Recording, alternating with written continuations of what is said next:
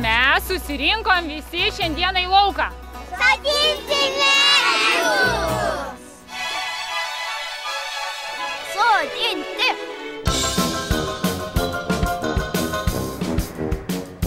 Aš esu pradinės mokyklos Žiniukas vadovė ir šiandien mes dalyvaujame pasaulinėje vaikų akcijoje Nustokime kalbėti, pradėkime sodinti. Tai yra akcija Augalai planetai. Akcija gimė Vokietijoje prieš 10 metų, kai jaunas berniukas, ruošdamas projektą apie gamtosaugą, nutarė, kad gana kalbėti, nes suaugę kalba ir nieko nedaro, kad tą planetą išsaugoti. Jis ėmėsi skatinti iniciatyvą vaikus, kviesdamas sodinti medžius, kad mes darykime, o ne kalbėkime. Pirmą kartą Lietuvoje šitą akciją irgi vyksta. Kartu su Gabių vaikų akademijos vaikais mes pakvietėme ir kitas mokyklas dalyvauti šioje akcijoje. Prisijungs apie 10 mokyklų, tai yra kažkiek Vilniaus mokyklų, Kauno mokyklų ir Kelmės mokykla.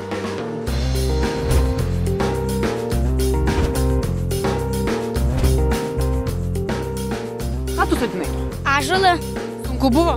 Taip, skauda nugarą. O nuo ko? Nuo kasimo. Tai kelintą medį sodinai savo gyvenime? Pirmą. Reikia, kad medžiai gamintų deguonį ir mes turėtume kvėpuoti. Kokius medžius sodinai tu pats šiandien? Ąžuolą. Lauksim, kol užaugins lapus ir tada gamins deguonį.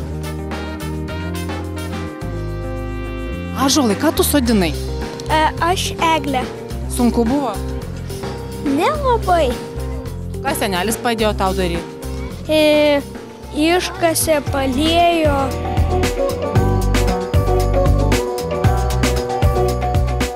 Vaikai patys organizavosi šitą akciją, skaitė prezentaciją apie klimato kaitą.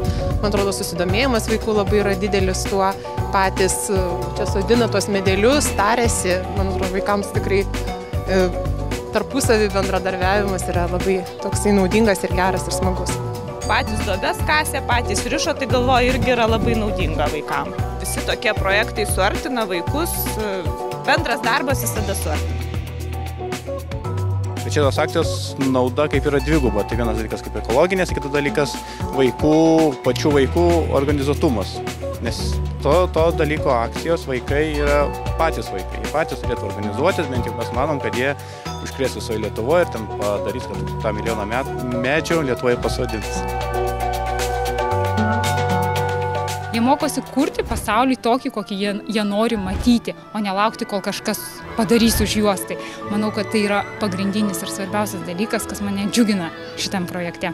Tai būtent šiandien aš mačiau vaikuose tą norą daryti. Daryti, ne pasyviai stebėti, kas vyksta, o daryti ir aktyviai kurti ir dar kartą kurti pasaulį.